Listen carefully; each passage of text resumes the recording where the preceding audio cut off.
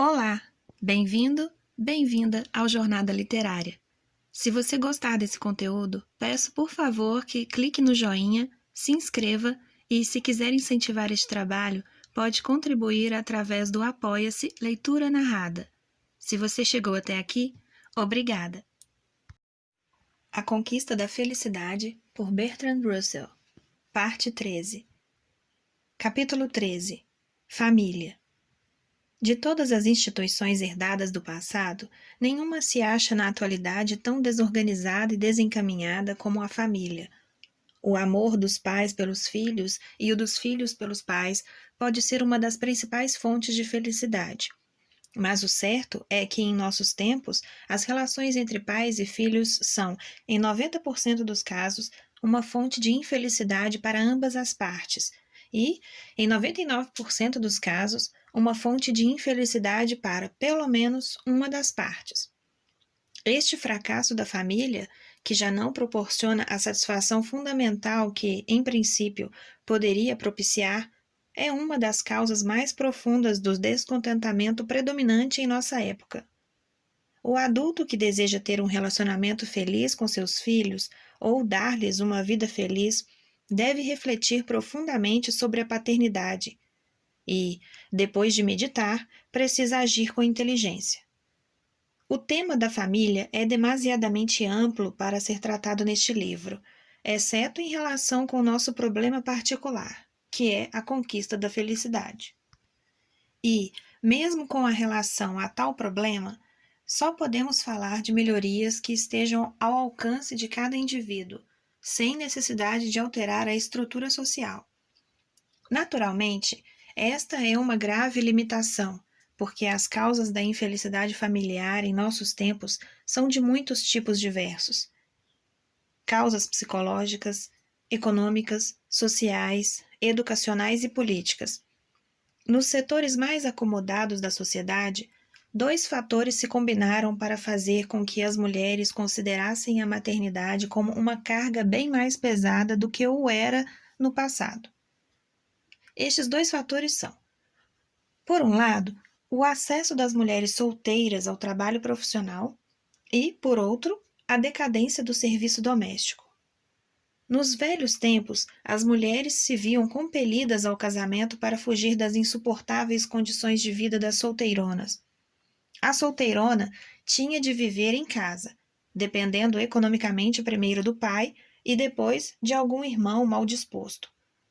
Não tinha o que fazer para ocupar as horas do dia e não contava com liberdade para se divertir fora das paredes protetoras da casa de família.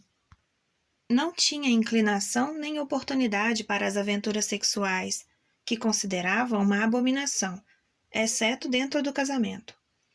Se, apesar de todas as precauções, perdia sua virtude por causa da lábia de algum astuto sedutor, sua situação tornava-se extremamente lamentável. Eis o que é dito no romance O Vigário de Wakefield. A única solução para ocultar sua culpa, para esconder sua vergonha de todos os olhares, para conseguir o arrependimento de seu amante e arrancar-lhe seu carinho é a morte.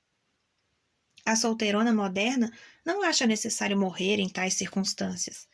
Se teve uma boa educação, consegue viver com um certo desafogo, sem necessidade da aprovação dos pais. Desde que os pais perderam o poder econômico sobre as filhas, abstêm-se muito mais de externar sua desaprovação moral ao que elas fazem. Não faz muito sentido censurar uma pessoa que não liga para censuras. Dessa forma, a jovem solteira que tem uma profissão já pode, se sua inteligência e atrativos não se acham abaixo da média, desfrutar de uma vida agradável em todos os aspectos, desde que não ceda ao desejo de ter filhos. Se ceder a este desejo, será obrigada a casar-se e quase com certeza perderá seu emprego.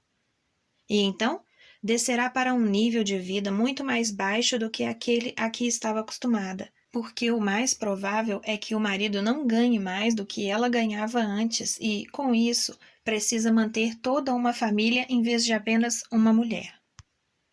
Depois de haver gozado da independência, torna-se humilhante ter de depender do outro para cada centavo de gastos necessários.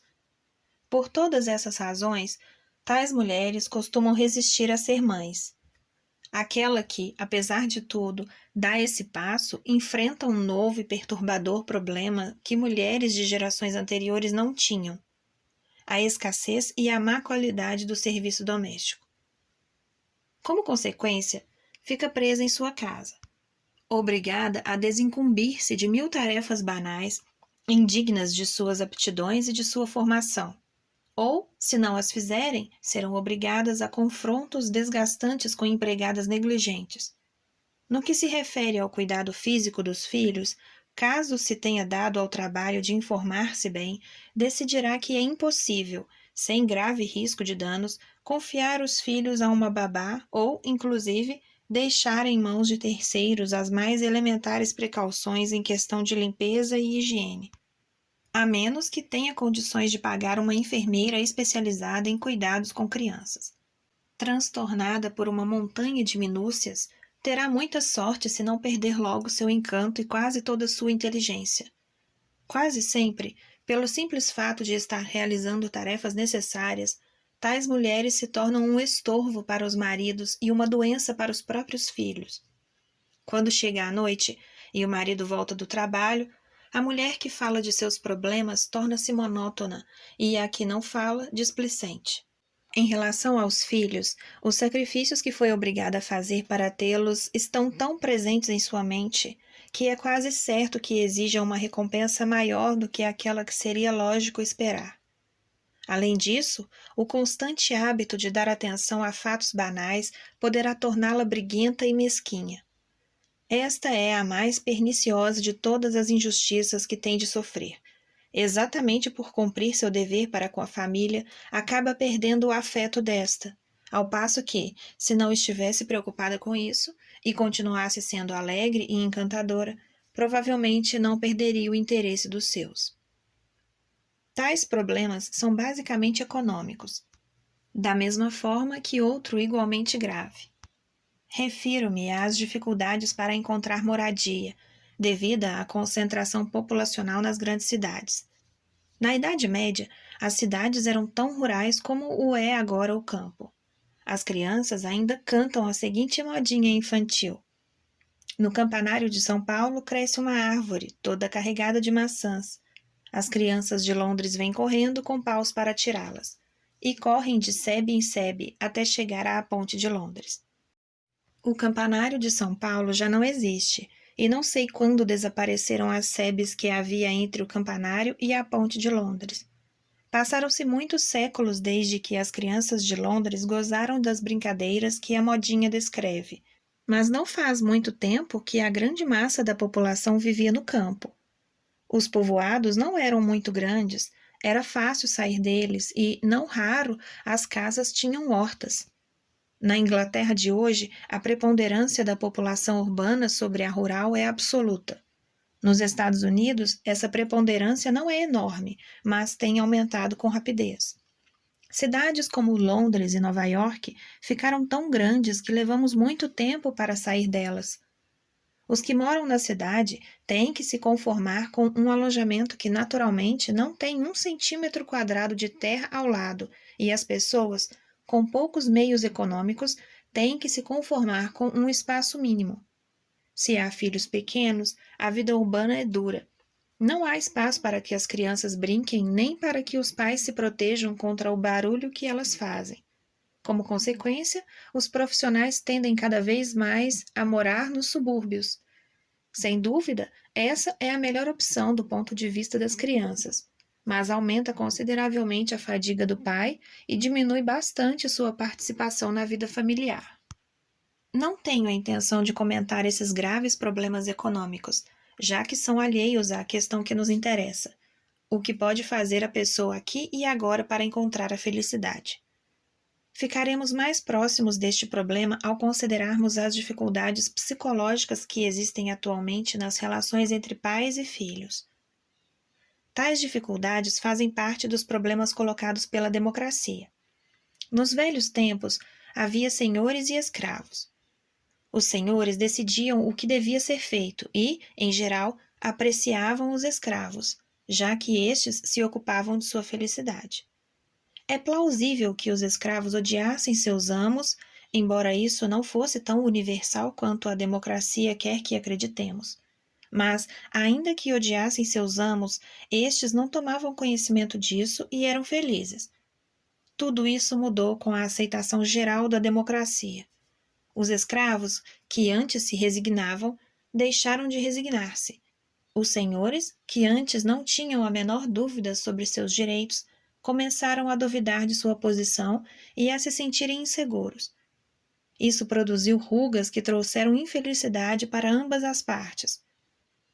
Tudo o que estou dizendo não deve ser entendido como um argumento contra a democracia, porque problemas como os mencionados são sempre inevitáveis em toda transição importante. Mas não há sentido em negar o fato de que o mundo se torna muito incômodo durante as transições. A mudança nas relações entre pais e filhos é um exemplo particular da expansão geral da democracia. Os pais já não estão seguros de seus direitos diante dos filhos, e os filhos já não sentem que devam respeito a seus pais. A virtude da obediência, que anteriormente era exigida sem discussão, não está mais na moda e é justo que assim seja. A psicanálise aterrorizou os pais cultos, que temem causar danos aos filhos sem querer. Se os beijam, podem gerar um complexo de Édipo. Se não os beijam, podem provocar crises de ciúmes. Se mandam os filhos fazer certas coisas, podem incutir-lhes um sentimento de culpa. Se não o fazem, os filhos podem adquirir hábitos que os pais consideram indesejáveis. Quando veem seu bebê chupando o dedo polegar, concebem toda sorte de aterradoras inferências, mas não sabem o que fazer para impedir tal fato. A paternidade, que antes era um triunfal exercício de poder, tornou-se temerária, ansiosa e cheia de dúvidas de consciência. Perderam-se os simples prazeres do passado, e isso ocorreu exatamente no momento em que, devido à nova liberdade das mulheres solteiras, a mãe teve que se sacrificar muito mais do que antes ao resolver ser mãe. Em tais circunstâncias, as mães conscientes exigem muito pouco dos filhos e as não conscientes exigem demais. As mães conscientes reprimem seu afeto natural e tornam-se tímidas. As não conscientes buscam nos filhos uma compensação pelos prazeres a que tiveram que renunciar. No primeiro caso, a parte afetiva da criança não é atendida. No segundo, recebe uma excessiva estimulação. Em ambos os casos, falta algo daquela felicidade simples e natural que a família pode proporcionar quando funciona bem. Em vista de todos esses problemas, é de estranharmos que diminua a taxa de natalidade? A diminuição da taxa de natalidade da população em geral alcançou um ponto indicativo de que a população começará logo a decrescer. Mas, entre as classes abastadas, este ponto foi superado há muito. Não apenas em um país, mas em praticamente todos os países mais civilizados. Não existem muitas estatísticas sobre a taxa de natalidade na classe abastada, mas podemos citar dados incluídos no livro de Jim Yelin, já mencionado. Parece que, em Estocolmo, entre os anos de 1919 e 1922, a fecundidade das mulheres profissionais era de apenas 1/3 da população geral e que, entre 1896 e 1913, os 4.000 licenciados da Universidade Norte-Americana de Wellesley só tiveram uns 3.000 filhos, quando, para evitar uma redução da população, deveriam ter tido 8.000, sem que nenhum deles viesse a morrer prematuramente. Não há dúvida de que a civilização criada pelas raças brancas possui esta curiosa característica. À medida que os homens e as mulheres a adotam, tornam-se estéreis. Os mais civilizados são os mais estéreis. Os menos civilizados são os menos estéreis. E entre essas duas faixas há toda uma gradação. Atualmente, os setores mais inteligentes das nações ocidentais estão se extinguindo. Dentro de poucos anos, as nações ocidentais em conjunto verão diminuir suas populações, a menos que sejam repostas com imigrantes de regiões menos civilizadas. E, à medida que os imigrantes absorvam a civilização do país adotivo, também estes se tornarão relativamente estéreis. É claro que uma civilização como essa é instável. Se não for possível estimulá-la a se reproduzir, mais cedo ou mais tarde se extinguirá, cedendo o lugar a outra civilização em que o instinto de paternidade haja conservado força suficiente para impedir que a população diminua. Em todos os países ocidentais, os moralistas de plantão têm procurado resolver esse problema mediante exortações e sentimentalismos. Por um lado, dizem que o dever de todo casal é ter tantos filhos quanto Deus queira, independentemente das expectativas de saúde e felicidade que tais filhos possam ter. Por outro lado, pregadores do sexo masculino não param de falar dos sagrados gozos da maternidade, tentando fazer com que as pessoas acreditem que uma família numerosa, cheia de crianças enfermas e pobres, é uma fonte de felicidade. Já o Estado contribui com o argumento de que precisamos de uma quantidade suficiente de buchas de canhão, pois, como vão funcionar adequadamente todas essas maravilhosas e engenhosas armas de destruição se não há populações bastante para aniquilar? Por estranho que pareça, do ponto de vista individual, um pai pode chegar a aceitar tais argumentos aplicados aos demais, mas continua fazendo ouvidos de mercador quando se trata dele próprio. A psicologia dos sacerdotes e dos patriotas fracassou. Os padres podem ter êxito enquanto conseguirem ameaçar com o fogo do inferno e encontrarem audiência, mas apenas uma pequena parte da população leva a sério essa ameaça. E nenhuma ameaça desse tipo é capaz de controlar a conduta em assunto tão particular. Quanto ao Estado, seu argumento é simplesmente feroz demais. Pode haver quem concorde que os outros devam proporcionar buchas de canhão, mas não os sensibiliza à possibilidade de que seus próprios filhos sejam utilizados dessa maneira. Assim, o que o Estado pode fazer é tentar manter os pobres na ignorância, um esforço que, como o demonstram as estatísticas, vem fracassando visivelmente, exceto nos países ocidentais mais atrasados. Muito poucos homens e mulheres terão filhos motivados por seu senso de dever social, ainda que estivesse claro que existe tal dever social, o que não é verdade. Quando os homens e as mulheres têm filhos, fazem isso porque acreditam que estes contribuirão para sua felicidade ou porque não sabem como evitá-los. Esta última razão ainda é muito forte, embora sua influência venha diminuindo com rapidez. E nada há que o Estado e a Igreja possam fazer para evitar que essa tendência continue. Portanto, se queremos que as raças brancas sobrevivam, é necessário que a paternidade volte a ser capaz de tornar os pais felizes. Se examinarmos a condição humana sem levar em conta as circunstâncias atuais, creio que ficará claro que a paternidade é psicologicamente capaz de proporcionar a maior e mais duradoura felicidade que possamos encontrar na vida. Sem dúvida, isso se aplica mais às mulheres do que aos homens, mas também se aplica aos homens num grau maior do que pretendem acreditar quase todos os homens de hoje.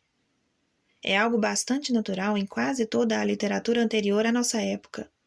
Écuba preocupa-se mais com seus filhos do que Príamo. Macduff ama mais seus filhos do que sua esposa. No Antigo Testamento, homens e mulheres desejam fervorosamente deixar descendência. Na China e no Japão, tal atitude tem persistido até nossos dias. Diríamos que esse desejo é devido ao culto dos antepassados, mas para mim o que acontece é exatamente o contrário.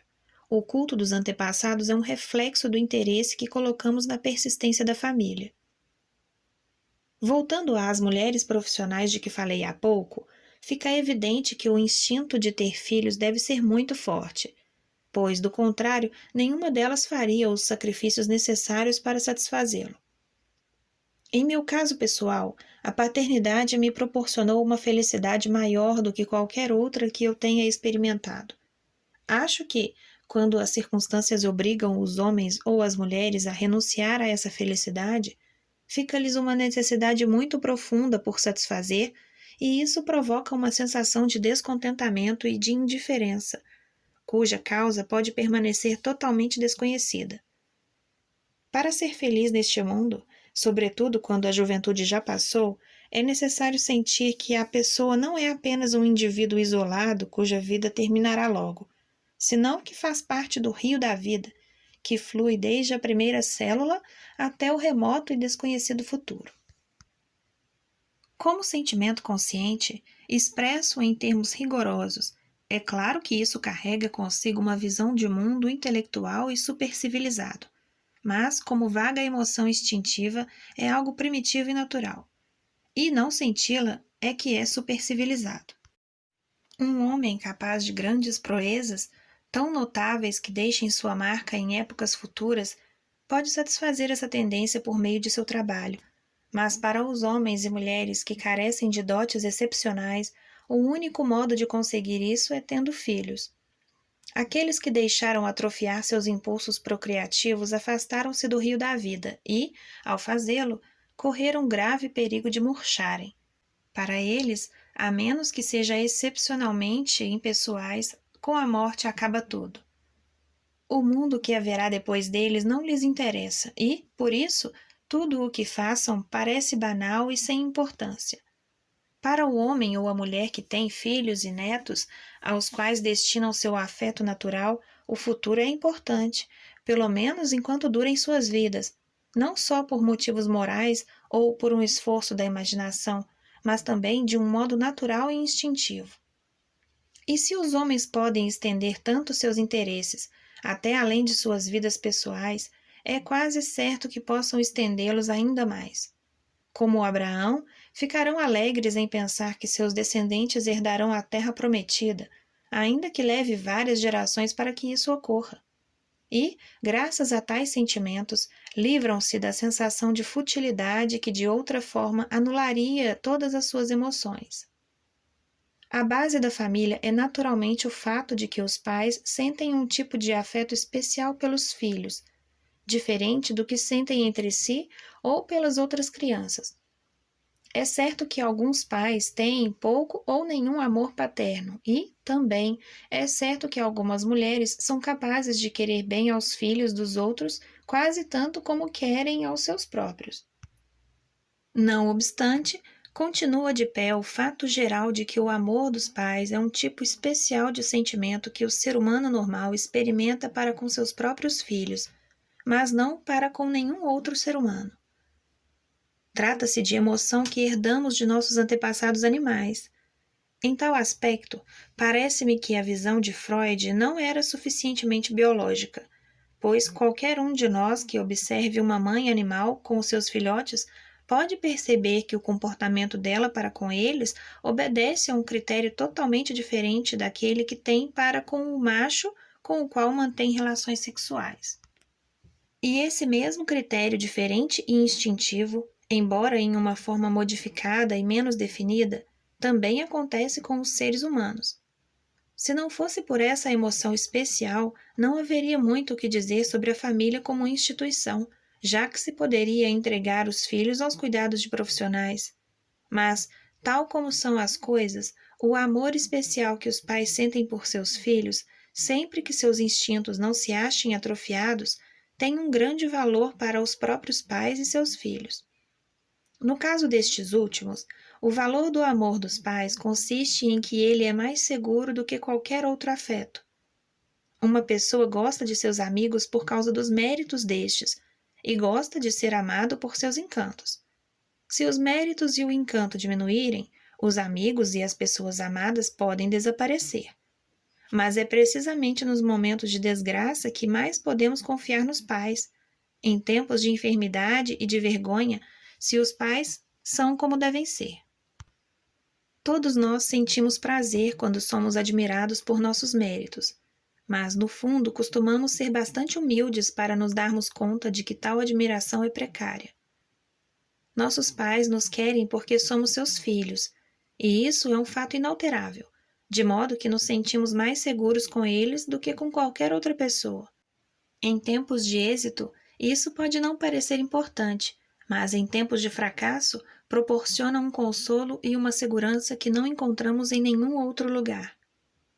Em todas as relações humanas é bastante fácil garantir a felicidade de uma das partes, mas é mais difícil garantir a felicidade das duas.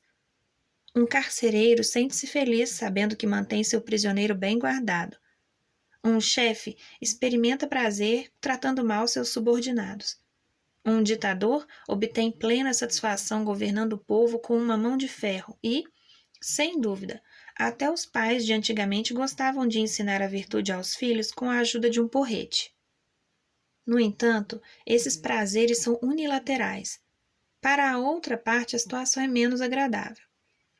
Logo nos convencemos de que tais prazeres unilaterais têm algo que se mostra insatisfatório. Cremos que uma boa relação humana deveria ser satisfatória para ambas as partes. Isso se aplica, sobretudo, às relações entre pais e filhos, e o resultado é que os pais recebem menos prazer do que antes, ao passo que os filhos, hoje, sofrem menos nas mãos dos seus pais do que em gerações passadas.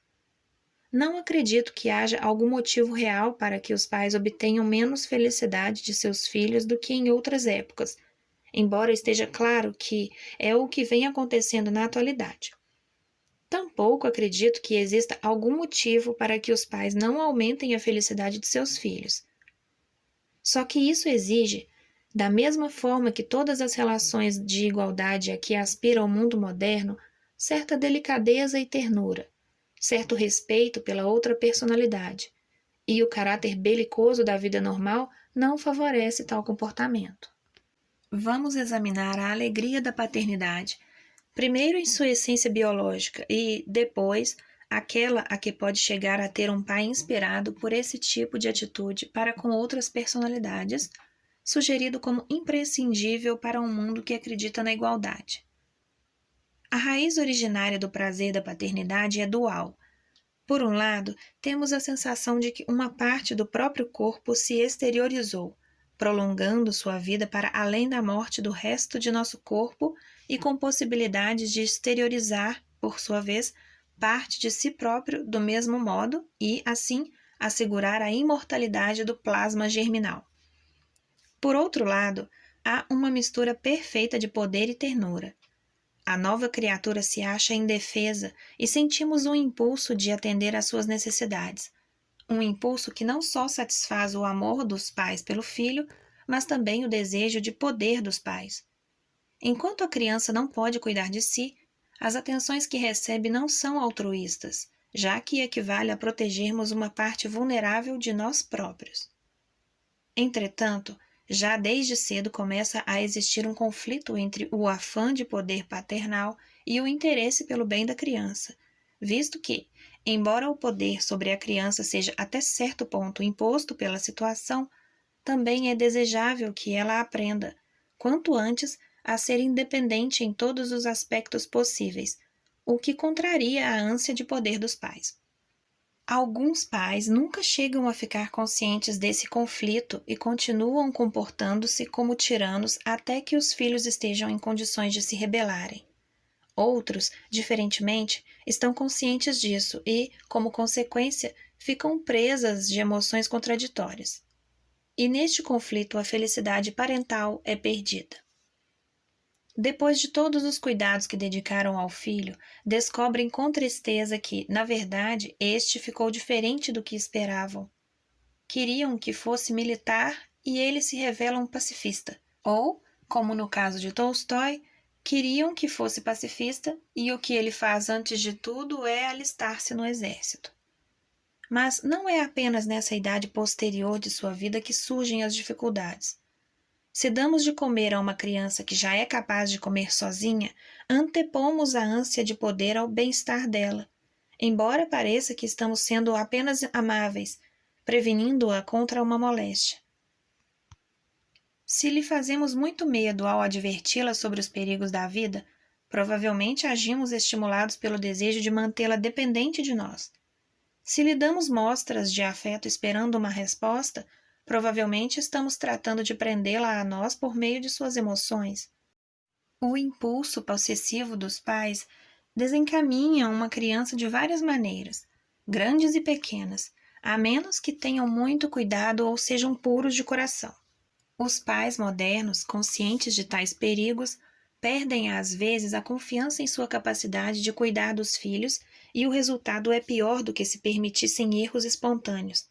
porque nada perturba mais uma criança do que a falta de segurança e de confiança em si própria. Assim, é melhor ser puro do que ser cuidadoso. Os pais que realmente desejam mais o bem da criança do que exercer poder sobre ela não precisam de livros de psicologia que lhes digam o que devem ou não fazer, porque seus instintos os guiarão corretamente.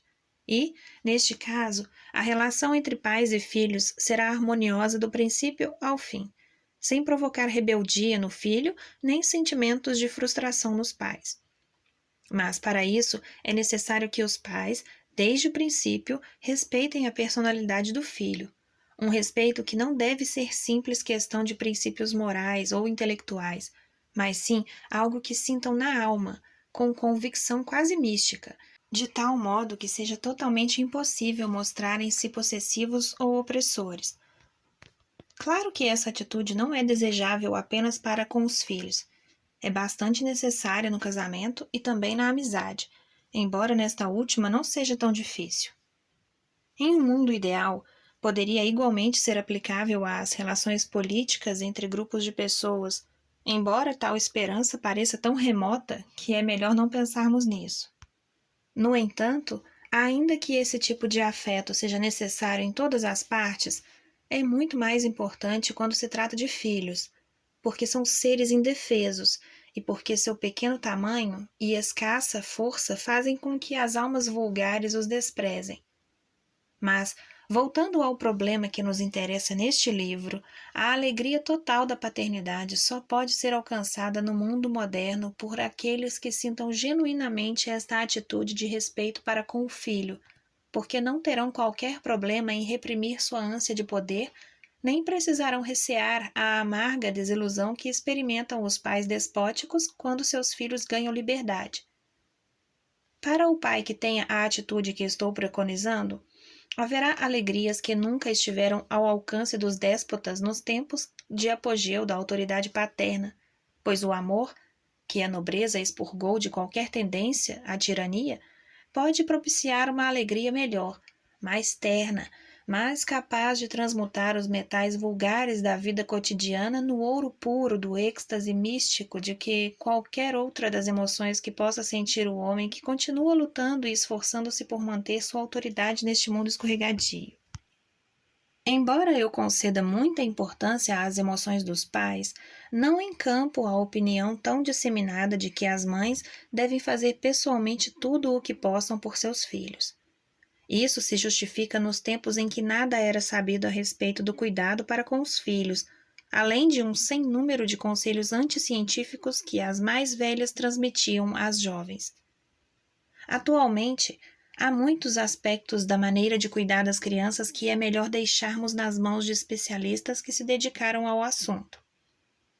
Na rubrica, abre aspas, educação, fecha aspas, aceitamos com facilidade o que eu disse no parágrafo acima.